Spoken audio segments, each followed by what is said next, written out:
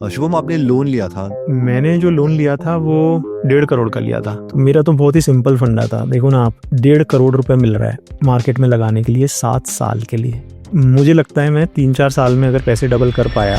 ये बेसिकली मेरा personal loan calculator है। अब इसमें मैं अलग अलग सिनेरियोज रन कर सकता हूँ कि मैं अगर प्री पेमेंट कर रहा हूँ, मैं वन टाइम पेमेंट कर रहा हूँ, मैं मंथली रीपेमेंट कर रहा हूँ। मेरे पास ये कैलकुलेटर नहीं था ना उस टाइम पे, तो मैंने उतने अच्छे से कैलकुलेशन नहीं करी। फिर वो धीरे धीरे धीरे धीरे क्या हुआ, लोन के इंटरेस्ट बढ़ने शुरू हो गए। अब वो 6.5 का 7 हुआ, 7.5, 8। अब जब वो 9% हो गया तो उस टाइम पे मेरे मन में आने लगा, यार गलती तो नहीं कर दी। There is a difference between a housing finance company and a bank. यानी कि एक सेपरेट कंपनी है, वो लोन ले रहा है बैंक से, बीच में अपना कमीशन चार्ज कर रहा है और लोगों को आगे लोन दे रहा है। एक बैंक से लोन ले जाओगे तो आपको शायद 9% पे लोन मिल जाएगा या 8.5% पे लोन मिल जाएगा आज की डेट में जी। वही का वही लोन सेम अमाउंट का आप हाउसिंग फाइनेंस कंपनी से लेने जाओगे तो आज की डेट में कम से कम 12% पे आपको वो लोन मिलेगा। 3% कोई बहुत ज्यादा डिफरेंस नहीं लगता। अब वो 44 का हो गया 55,000, यानी कि आपके पॉकेट से हर महीने 10,000 रुपए फालतू जा रहा है, और ये है खतरनाक चीज। तो ओवरऑल आप फीस एक्स्ट्रा भर दिए ओवर अ 20 ईयर पीरियड।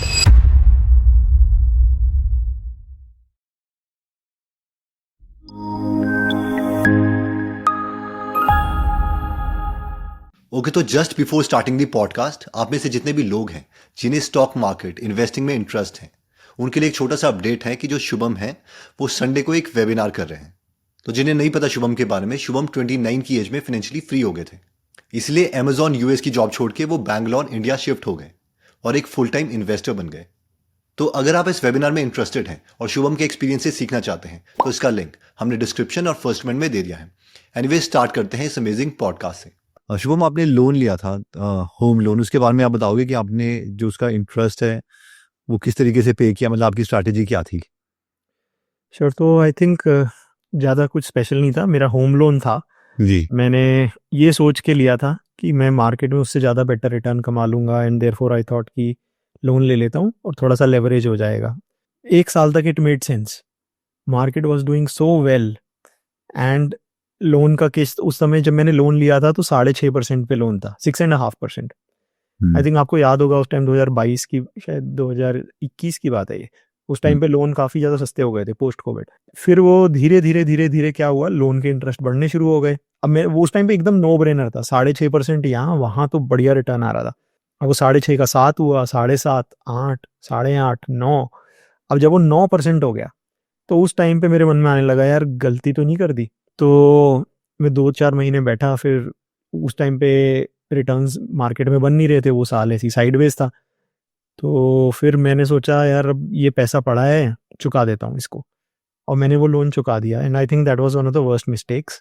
एक बार आई थिंक आपने बहुत ही ब्यूटीफुल वो बनाया हुआ है, कुछ यूआई, उसमें आप सारे सिनेरियोज रन करके देख सकते हो, क्योंकि आप परसेंटेज की टर्म में तो वो चीप है, लेकिन करेक्ट। एब्सोल्यूट टर्म्स में ऐसा लगता है यार कि जितने पैसे हम ले रहे हैं उससे ज्यादा पैसे हम देंगे 20 करेक्ट है। साल के टेन्योर में। करेक्ट है। तो अगर अभी आप लोन चुकाते तो आप मतलब क्या क्या स्ट्रैटेजीज अपनाते ताकि मैक्सिमम सेविंग होती? तो before I start, let me show you something. बहुत ही बेहतरीन यूआई है, मैंने अभी बैठे बैठे बनाया यूजिंग क्लॉड। अच्छा, जो लोग एआई को अंडर एस्टिमेट करते हैं, this is an example. I just gave it a prompt और ये यूआई बन के आया है, जिसमें ये बेसिकली मेरा पर्सनल लोन कैलकुलेटर है। अब इसमें मैं अलग अलग सिनेरियोज रन कर सकता हूँ कि मैं अगर प्री पेमेंट कर रहा हूँ, मैं वन टाइम पेमेंट कर रहा हूँ, मैं मंथली रीपेमेंट कर रहा हूँ, या मेरा ओवरऑल ईएमआई कितनी होगी, इंटरेस्ट रेट फ्लक्चुएट हो रहा है रोज रोज, ईएमआई कैसे बनेगी, एंड सो ऑन। बहुत ही everything, all the scenarios are covered in this. तो आपको कुछ भी सिमुलेट करना है आप कर सकते हो। अच्छा, अब आपने क्वेश्चन ये पूछा कि अगर आज किसी को लोन, किसी ने लिया हुआ है, तो कैसे अपने लोन पे वो मैक्सिमम सेविंग कर सकता है, जी। राइट? तो मैक्सिमम सेविंग करने के मल्टीपल तरीके हैं, ठीक है, लेकिन हर जगह पे नहीं लगाने हैं। हाँ। काफी जगह पे लोग क्या है कि ओवर डू कर देते हैं, and that is what I also did. तो एग्जांपल के तौर पे कुछ कुछ केसेस लेके चलते हैं, ठीक है। एग्जांपल के तौर पे मानिए आपने 10 लाख रुपए का लोन लिया है, ठीक है, लेकिन ये जो लोन है ये एक पर्सनल लोन है, ठीक है। पर्सनल लोन है जो कि आपको मिला है लेट्स से 14% के इंटरेस्ट रेट पे, ठीक है। आपने लिया है वो लेट्स से 2 साल के लिए, 24 मंथ्स, ठीक है। जी। अब यहाँ पर आपकी ईएमआई बनती है 48,000 रुपीज की पर मंथ, ऑलमोस्ट अप्रोक्सीमेटली 48,000 की ईएमआई बनती है। ओवर अ 2 ईयर पीरियड, 24 महीने में ओवर अ 2 ईयर पीरियड आप इंटरेस्ट जो आप टोटल भरोगे वो है 1,52,000 रुपीज। ठीक है, तो ये आपने 10 लाख का लोन लिया, 24 मंथ्स में यहाँ पे जाके जीरो हो गया, राइट। तो यहाँ पे आपको एक एक चीज पूरी एंट्री मिल रही है कि जब आप ईएमआई भर रहे हो तो प्रिंसिपल में कितनी जा रही है और इंटरेस्ट में कितनी जा रही है। ठीक है, स्टार्टिंग में इंटरेस्ट मैक्सिमम है। हाँ, यू आर राइट, स्टार्टिंग में इंटरेस्ट मैक्सिमम है, लेकिन क्योंकि लोन का टेन्योर बहुत ही ज्यादा छोटा है, सिर्फ 2 साल का लोन है, इस वजह से जो आप ईएमआई भर रहे हो उसका एक सिग्निफिकेंट पोर्शन प्रिंसिपल रिपेमेंट में जा रहा है, राइट। वेयर एज अगर यही का यही सिनेरियो हम एक बार दोबारा से करते हैं, ठीक है, इस बार हम सेम 10 लाख रुपए का लोन ले रहे हैं, लेट्स से होम लोन है ये 8% पे, लेकिन ये 24 की जगह 240 मंथ है, 20 साल का होम लोन है। ठीक है, तो अब आप सिनेरियो देखो, यहां पर आपकी जो ईएमआई जा रही है वो सिर्फ 8,300 रुपए की जा रही है, लेकिन उस 8,300 में से 6,600 रुपए इंटरेस्ट में जा रहा है और सिर्फ 16-1700 रुपए लगभग प्रिंसिपल में जा रहा है। ये मैं इनिशियल पीरियड की बात कर रहा हूं। तो मोटा मोटा हमको अगर सिर्फ इस चार्ट को देखेंगे ना तो ये एकदम क्लियर हो जाएगा, ये ब्लू वाला है प्रिंसिपल है, ये रेड वाला इंटरेस्ट है। तो जितना ज्यादा आप ये रेड वाला रहेगा, इसका मतलब है कि जो भी आप पैसा दे रहे हो वो इंटरेस्ट में जा रहा है, प्रिंसिपल में नहीं जा रहा। और उसका रीजन भी है, क्योंकि जब आप कुछ भी एक अमाउंट का लोन ले रहे हो तो आपकी ईएमआई को हमेशा फिक्स रखा जाता है। लेट्स से काफी लोगों को ये चीज समझ में नहीं आती, काफी लोग बोलते हैं ऐसा क्यों है यार, आधा आधा क्यों नहीं है, मैं जितनी भी ईएमआई दे रही हूँ मैं या दे रहा हूँ, आधा जो है मेरा प्रिंसिपल में ले लो, आधा इंटरेस्ट में ले लो, या मैक्सिमम प्रिंसिपल में हटा दो, ऐसे क्यों कर रहे हो। तो उसके पीछे जो एक्चुअली मैथ्स है उसके पीछे कुछ कॉम्प्लिकेटेड नहीं है। वो जो 10 लाख है, लेट्स से कि आपने जो भी अमाउंट दिया वो बचा हुआ अमाउंट अगले 20 साल के, मतलब अभी सिर्फ एक महीना ही हुआ है, तो 19 साल 11 महीने के लिए अभी और रखा जाएगा। और इस वजह से क्योंकि हमें ईएमआई को फिक्स रखना है फॉर एवरी मंथ, इस वजह से शुरू में जो है मेरा जो प्रिंसिपल है वो बहुत कम जो है पे होता है, लेकिन इंटरेस्ट ज्यादा पे होता है। Coming back to the point, आपने पूछा कि भाई कैसे सेविंग कर सकते हैं अपने जो भी हमने लोन लिया है उसके ऊपर। अच्छा, पहले तो ये डिसाइड करना है कि सेविंग करनी भी है कि नहीं करनी है। ठीक है, अब हमने 2 सिनेरियोज लिए, एक हमने लिया होम लोन का सिनेरियो, एक हमने लिया ये वाला सिनेरियो। ये होम लोन का सिनेरियो है, उसमें पहली बात तो ये वो सिर्फ 8% पे है। आज की डेट में अगर आप नॉर्मल मार्केट में पैसा लगा रहे हो फॉर अ लॉन्ग टर्म, क्योंकि 20 साल है, राइट, ऑन एन एवरेज 12-13% के आसपास का रिटर्न बनता है। तो पहली बात तो वहीं पे ये समझ में आता है कि यार home loan is the best loan. और प्लस ये जो 8 है, एक्चुअली जब आप इसके ऊपर अपनी ये बेनिफिट्स लेते हो तो ये और आधा % और लगभग कम हो जाएगा, ये 7.5-7% की तरफ हो जाएगा, क्योंकि आपका टैक्स सेविंग भी होती है होम लोन्स में। मेरे हिसाब से यहाँ पे तो करना ही नहीं चाहिए, होम लोन में ज्यादा दिमाग नहीं लगाना चाहिए। क्यों? और अगर आप ऑलरेडी एक डिसिप्लिन इन्वेस्टर हो, लेट्स से कि आप, but this is for those people who have the money. That is correct, this is for those नहीं है तो मतलब वो for they have to do it. इसमें आपका एग्जांपल लें, लेट्स से कि उसमें सारे सिनेरियोस लगाएं जितना आपने लोन लिया था और कितने % था उस टाइम। या श्योर।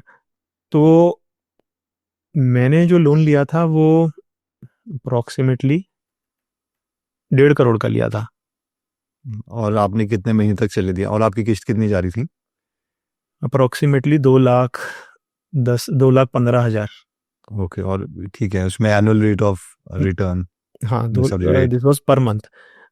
तो उस टाइम पे 6.9% का 6.7% का रेट ऑफ इंटरेस्ट था जब मैंने शुरू किया था। अप्रोक्सीमेटली 6.6 था या 6.7 था। तो वन ऑफ द बेस्ट। और मैंने जो टेन्योर लिया था, मैंने लिया था अप्रोक्सीमेटली 7 ईयर्स का। इसलिए जा रही थी एक्चुअली ईएमआई बहुत ही ज़्यादा, क्योंकि मैंने सिर्फ, हाँ वो यहाँ पे दिखेगा भी, हाँ तो ये देखो अप्रोक्सीमेटली ये 2,24,000 मुझे याद है लगभग इतनी ही जाती थी। तो उस टाइम शायद 6.6% के आसपास का इंटरेस्ट होगा। हाँ, तो मोटा मोटा इतनी जाती थी, 2,23,000 रुपये। तो अभी जैसे आप इसको देखते थे कि यार मैंने इतना लोन लिया और इसमें जो टोटल इंटरेस्ट है वो 37 लाख है, तो मेरा तो बहुत ही सिंपल फंडा था। देखो ना आप, 1.5 करोड़ रुपए मिल रहा है मार्केट में लगाने के लिए 7 साल के लिए। ठीक है, मुझे लगता है मैं 3-4 साल में अगर पैसे डबल कर पाया तो 3 से 4 साल में, लेट्स से 3-4 साल ना भी सही, घटे से घटे हाल में मैं 7 साल में कर पाया। ठीक है, तो मैं 7 साल में अगर 1.5 करोड़ बना सकता हूँ bye paying 37 lakh rupees interest, तो एकदम नो ब्रेनर लग रहा था। So this was the maths, basic math, कि भाई इतना इंटरेस्ट देना है एंड कितना बना सकते हो 1.5 करोड़ से। हम्म, तो धीरे धीरे हुआ क्या, ये हो गया 9%। अब जैसे ये 9% हुआ, मैंने ईएमआई तो बढ़वाई नहीं थी, हाँ, बट इसमें लेट्स से, हाँ, अच्छा, हाँ, सॉरी, हाँ, ईएमआई बढ़ गई थी एक्चुअली। तो पीरियड तो उतना का उतना ही था। तो ऑलमोस्ट अब ये इंटरेस्ट आ रहा था 52 lakh rupees. That was also not a bad deal to be honest, but मैंने ढंग से, वो मेरे पास ही कैलकुलेटर नहीं था ना उस टाइम पे, तो मैंने उतने अच्छे से कैलकुलेशन नहीं करी। तो मुझे कहीं ना कहीं वो अंदर से वो दर्द सा आता है कि यार हर महीने जब आप भर रहे हो और आपके पास जो कैपिटल है आप उससे रिटर्न नहीं बना पा रहे हो, तो फिर इस वजह से कहीं ना कहीं मुझे लगा यार छोड़ो, अभी ये पैसा पड़ा है। और एक्चुअली ऐसा नहीं है कि मैंने एक बारी में जा करके कर दिया था, मैं कभी 10 लाख कभी 20 लाख, वो धीरे धीरे कर करके ओवर अब 2 ईयर पीरियड धीरे धीरे उसे पूरा ही चुका दिया। बट अगर किसी के पास ये कैलकुलेटर है तो ये बेसिक मैथ अब वो आराम से कर सकता है। ठीक है, आई थिंक इसमें अब 2 सिनेरियो ले लेते हैं इसी में, let's keep the number same. एक है कि एक इंसान जिसके पास पैसे हैं, जैसे आप थे, तो आप उसको मिनिमाइज करने के लिए क्या क्या करते हैं, और एक इंसान जिसके पास पैसे नहीं है लेकिन उसने अगेन 1.5 करोड़ का ही लोन लिया हुआ है, और फिर वो क्या क्या कर सकता है। तो बेसिकली वो कर क्या सकता है, पहले तो देखो, अगर उसको उसकी सैलरी परमिट कर रही है तो 1.5 करोड़ नहीं, आई थिंक थोड़ा सा नॉर्मल लेते हैं, 50 लाख का लोन लेते हैं। तो 50 लाख मोस्टली अगर आप बोलो तो 50 लाख में आज की डेट में एक डिसेंट सा घर बन जाएगा। पीरियड हम 20 साल ले लेते हैं, तो हमने यहाँ पे ले लिया 240 पी, और तो 44,000 की ईएमआई बन गई, परफेक्ट है। अगर मानो कि आपकी 1-1.5 फैमिली इनकम लेट से 1.5 लाख रुपए की है, तो 20 साल का लोन है, 50 लाख का आपने घर लिया है, परफेक्ट। अब आप ये देखो, इसमें आपने जो टोटल इंटरेस्ट पे कर रहे हो that is almost 57 lakh rupees, 58 lakh rupees over a 20 year period. तो आपने 50 लाख का लोन लिया है, so it looks like this. आपने 50 लाख का लोन लिया है, शुरू में आपका पूरा प्रिंसिपल जा रहा है, इंटरेस्ट बहुत ज़्यादा जा रहा है, प्रिंसिपल बहुत ही कम जा रहा है, एंड में धीरे धीरे प्रिंसिपल बढ़ता जा रहा है।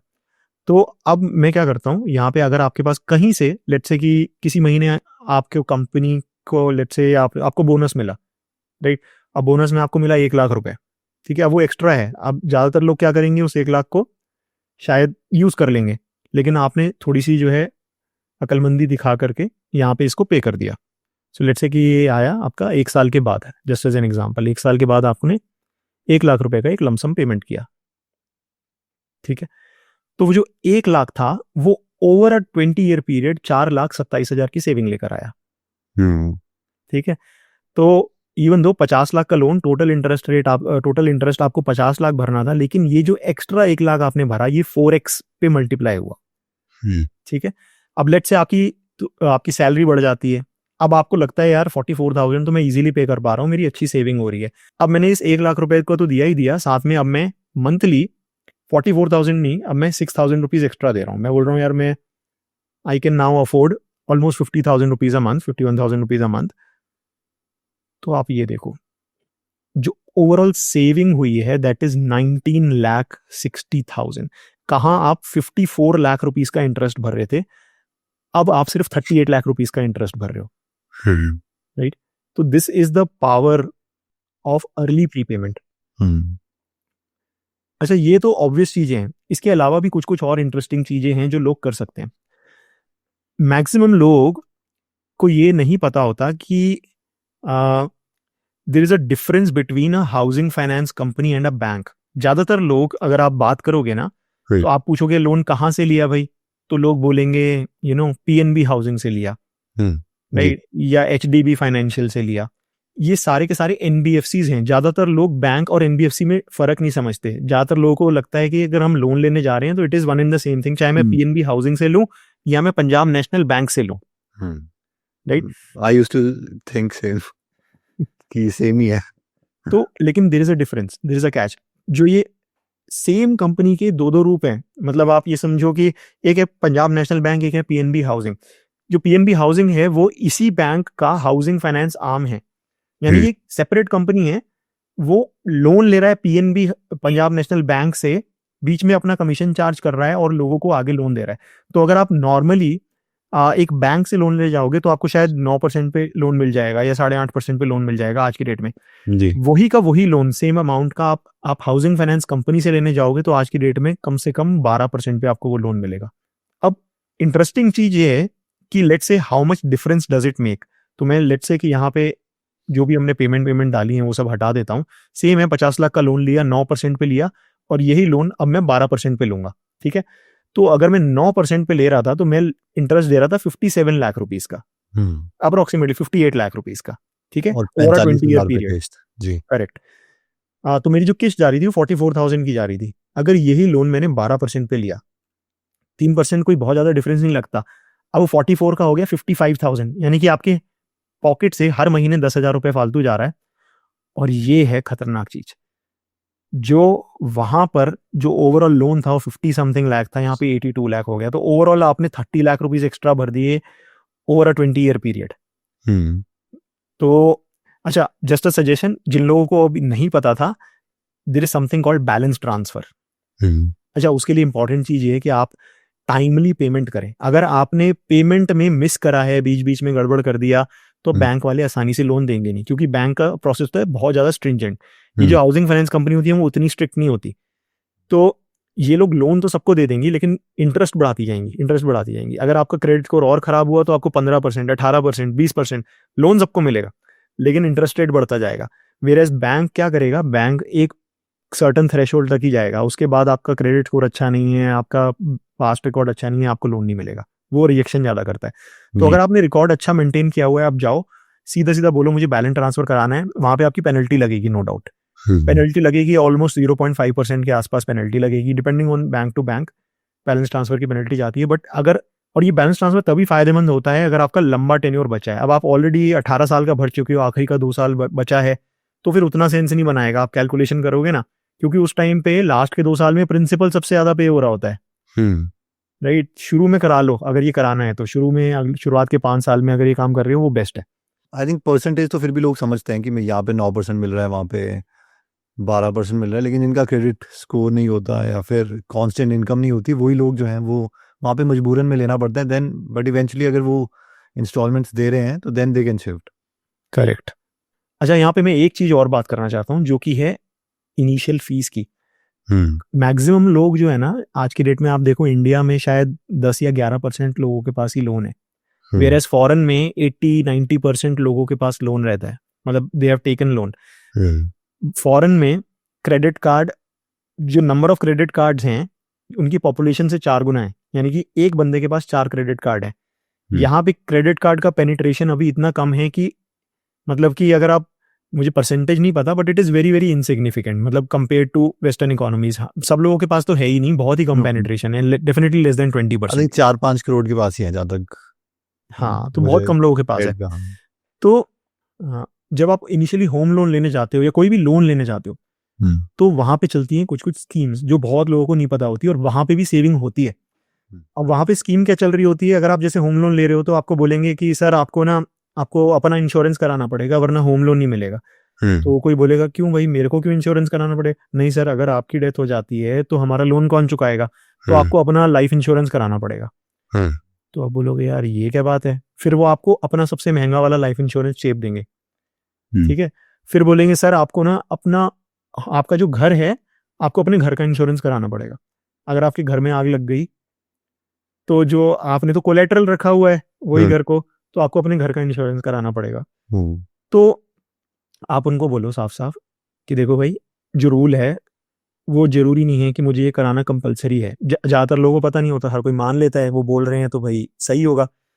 तो आप उन्हें बोलो कि भाई कंपलसरी नहीं है, मेरे पास ऑलरेडी मेरा लाइफ इंश्योरेंस है, आप ये वाला यूज करिए। आप बोल सकते हो, you don't have to compulsorily take it, but they will make you feel कि कंपलसरी है, ठीक है। क्योंकि अच्छा, एक चीज होती है प्रोसेसिंग फीस। अगर आप बैंक्स को कभी भी एनालाइज करोगे ना, तो वो, हाँ, वो फर्स्ट टाइम के लिए वो प्रोसेसिंग फीस कम हो जाती है। अगर आपका क्रेडिट स्कोर ठीक है, आप उनके पीछे पड़ जाओ कि नहीं भाई मैं तो नहीं ये पे करता, आप या पहले ही, मतलब पहले से करना पड़ता है वो, बाद में नहीं, पहले से करो कि नहीं ये सर सही नहीं है, आप इसको कम करिए, नहीं तो मैं दूसरे बैंक पे जा रहा हूँ। तो वो लोग प्रोसेसिंग फीस को काफी हद तक कम कर देते। काफी बैंक्स, अगर आपका क्रेडिट स्कोर अच्छा है तो 0 प्रोसेसिंग फीस पे भी काम करते हैं। अगेन वही फिर आ जाता है कि क्रेडिट स्कोर अच्छा हो, तो मतलब जिसके पास इवेंचुअली पैसे हैं तो वो उस तरीके से ही डिजाइंड है कि यार उनके लिए फेवर में होगा। करेक्ट है, ये नहीं बात है, तो सही उनसे है। परसेंटेज भी ज़्यादा ली जाएगी, प्रोसेसिंग फीस, वो तो मजबूरी होता है कि 10 में से एक बैंक ने तो हाँ करा है यार, इसको ही कर लो, फिर बीच में एक लोन वाला बंदा भी होता है जो बोलता है कि मैं काम करवाऊंगा, फ्रीलांसर्स कुछ खड़े होते हैं एफिलिएट वाले। बिल्कुल बिल्कुल बिल्कुल। तो वो अल्टीमेटली आप ही के सिर पे आता है, उन्हें कमीशन मिलता है। इट इज़ जस्ट लाइक जैसे LIC पॉलिसी बेचने वाला हिसाब किताब, तो उनको कमीशन मिलता है वन टाइम, और बट वो जाता आप ही की पॉकेट से, वो कहीं ना कहीं आपकी प्रोसेसिंग फीस में लग के आता है।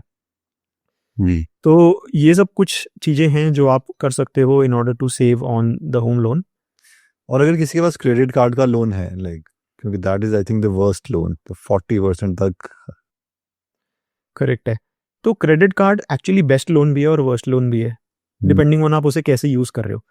तो अगर उनका जो भी 35 डेज का विंडो रहता है, अगर आप टाइमली पेमेंट करते जा रहे हो तो वो 0% इंटरेस्ट पे काम करता है, सिर्फ आपका जो भी साल का वो जाता है। लेकिन प्रॉब्लम ये है कि वो उसे ट्रैक करना और टाइमली पेमेंट करना वो बहुत ज़्यादा इंपॉर्टेंट है, वरना उसमें कैच ये होता है, अगर वो 35 का 36 डेज हुआ तो इंटरेस्ट रेट एक दिन का नहीं लगता, पूरा स्टार्टिंग से पूरा 36 डेज का लगता है। 40% पे 40% पे पूरा का पूरा इंटरेस्ट रेट लगता है। और वो लोग आपको ऐसे फील कराते हैं कि आपका जो भी क्रेडिट कार्ड है ना, आप उसको वो पार्शियल पेमेंट होता है ना, आप सर आप मिनिमम पे कर दीजिए, बस आपको मिनिमम ही पे करना है। वो आपको ऐसे फील कराएंगे कि भाई मिनिमम पे कर दिया तो कोई इश्यू नहीं है। हाँ, बट रियलिटी नहीं है ये।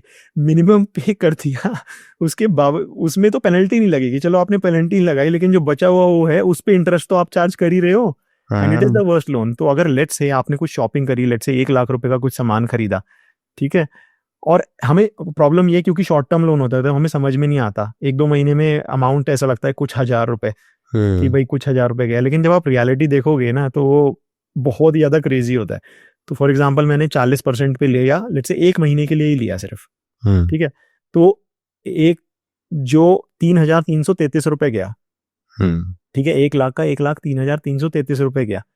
लेकिन प्रॉब्लम ये है, ऐसे बहुत बहुत लोग हैं जो 1-1 महीने के लिए लोन ले रहे हैं। तो जहां ये लेट्स से अगर ये 1 साल के लिए होता तो अब आपको लगेगा कि यार ये मैंने 1 लाख का लोन लिया, मैंने 22,000 ऑलमोस्ट 23,000 रुपए का इंटरेस्ट पे कर दिया 1 साल में। So this is the problem with credit card. XIRR। हाँ, ये एक्चुअली आप ये लॉन्ग टर्म के हिसाब से अगर आप हर साल हर महीने थोड़ा, तो वैसे एक्चुअली ऐसे वर्क ही नहीं करता, वो तो हर महीने रोल ओवर होते रहते हैं जो क्रेडिट कार्ड वाले रहते हैं। तो वो तो 40% पे आपको, और इनफैक्ट कंपाउंड होंगे, जो अगर आपने नहीं पे किया तो वो प्रिंसिपल में अगले महीने उसे जोड़ के उसके ऊपर 40% ठोकेंगे। मतलब वही है कि ट्रैक प्रॉपर, तो इवेंचुअली नंबर्स में आना पड़ेगा कि शिफ्ट करना है नहीं करना, वो एक बाइनरी मतलब ऐसा आंसर नहीं है इवेंचुअली। नॉर्मल आप, अब तो AI है, नॉर्मल उसको पूरा अपना सिनेरियो बताओ, पूरा वो टेबल बना के दे देगा कि यार ये है, इतने % मांग रहा है, इतना लोन मेरा बचा है, ये फीस चलेगी। तो वो मैथ्स ही है, it is more about efficiency की ये वाला कितना इसको शिफ्ट करके फ़ायदा हो रहा है कि नहीं हो रहा है, एंड सो ऑन। बिल्कुल। और ये जो शीट है, ये सब लोगों को, इनफैक्ट ये पूरा का पूरा URL हम सबके साथ शेयर कर देंगे, तो you can actually play around. अगर आपका होम लोन है या कोई भी लोन है, इसमें आप डेटा डालो, बहुत ही ज़बरदस्त टूल है। और आपको रियल टाइम पे पूरे के पूरे सिनेरियो, एक एक EMI, कितना अमाउंट मैं पे कर रहा हूँ, कितना मेरा बैलेंस बचा है, everything you can visualise it using charts, using this table. So I hope आप लोगों के लिए ये यूजफुल होगा। जी, तो आई थिंक टू समराइज कि पहली बात तो वो है कि अगर किसी के पास ऑलरेडी पैसे हैं और वो उसके लिए सेंस बनता है, अगर वो होम लोन पे है तो वो शायद ना ही दे, क्योंकि उससे ज़्यादा ही वो रिटर्न कमाएगा on an average long term में। जिसके पास नहीं है, देन अगेन वो इन्हीं चीज़ों में कर सकता है, इंटरेस्ट के साथ प्ले आउट कर सकता है कि या तो बैंक ट्रांसफ़र करवा ले, वहाँ पे फ़ायदा हो जाए, और एक साथ अगर कुछ मिल रहा है बोनस वगैरह वो दे दे, या फिर अगेन अपनी जो EMI है वो बढ़ा लें। और स्टार्टिंग में ही है ये सबसे ज़्यादा फ़ायदा, जितना ज़्यादा स्टार्टिंग में होगा तो वो पूरा का पूरा जो एब्सोल्यूट अमाउंट में सेविंग है वो बहुत ज़्यादा होगी। सही बात है। ठीक है, thank you so much Shubham, and I think we'll share this sheet with everyone. Thank you. Okay, Jai Hind. जय हिंद।